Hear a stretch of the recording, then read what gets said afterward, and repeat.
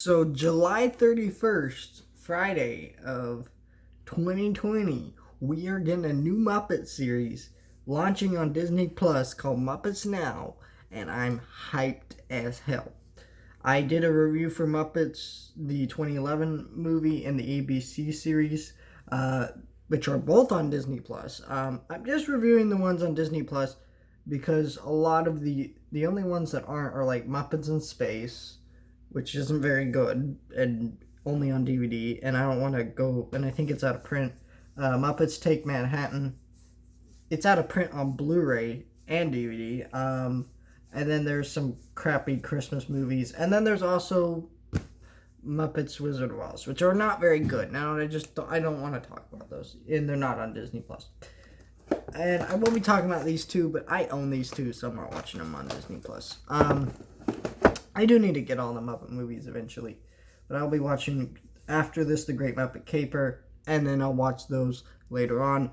I'm kind of just doing these when I feel like it, but first one we're talking about here is Muppets Treasure Island.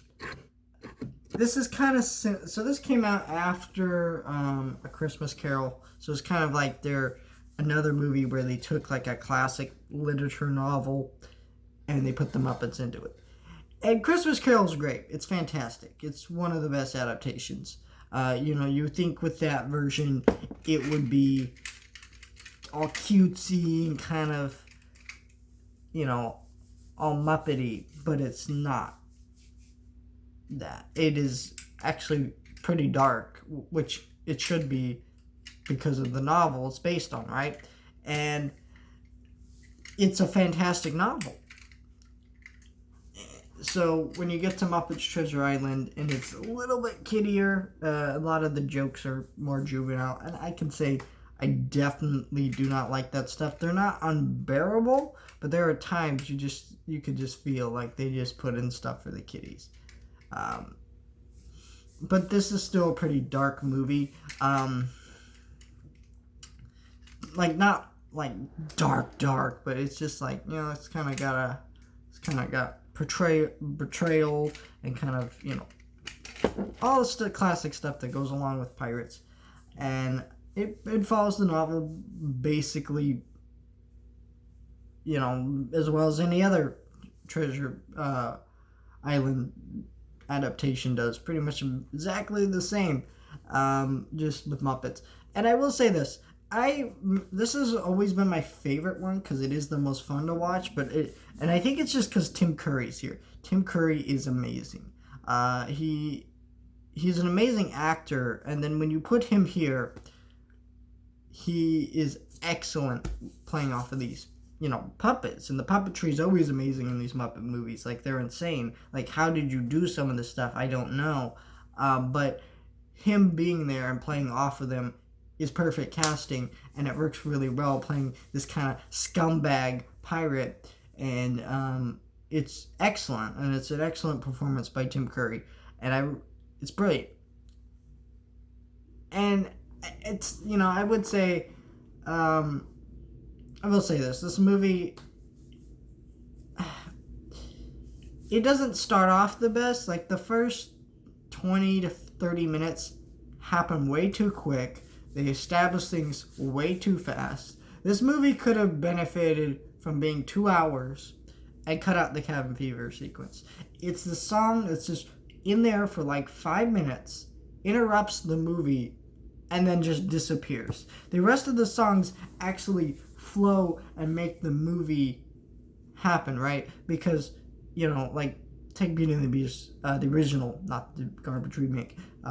When the music in that movie happens, the story progresses. It isn't just, let's sing a song. And so that's kind of, that's what I mean when I'm saying in this movie, when you cut out the cabin fever sequence, nothing would have happened, unlike the rest of the songs in the movie. It is utterly useless, and it's just time wasted from an already long movie. This is an hour and 40-minute movie, which is not bad.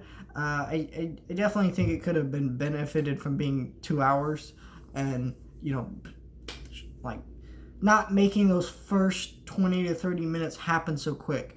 because you establish the characters in that moment, where they work. Their home gets destroyed. They get a treasure map, and then they also establish the pirates. They establish,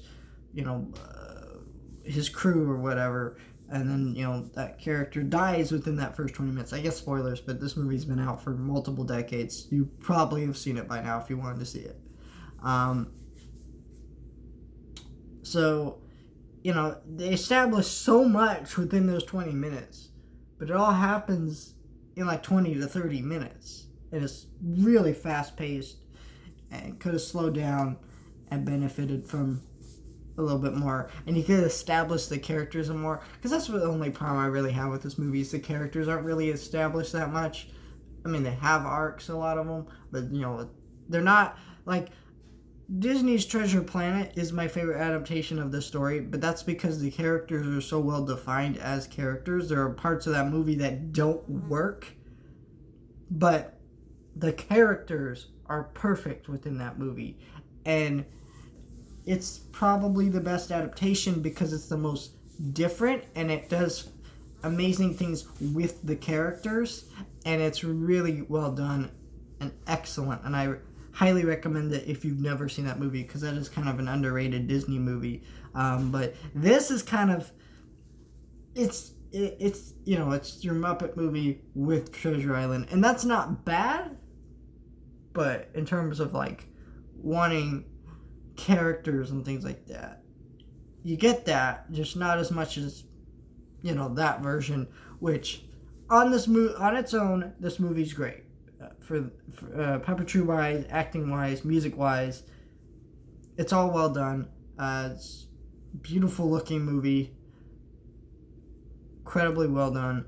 But I don't know if I'd say this is the objective best Muppet movie. I would still say that's 2011 or the very first one, the very first Muppet movie, which is the Muppet movie. So it's between those two of which one's the best, I would say.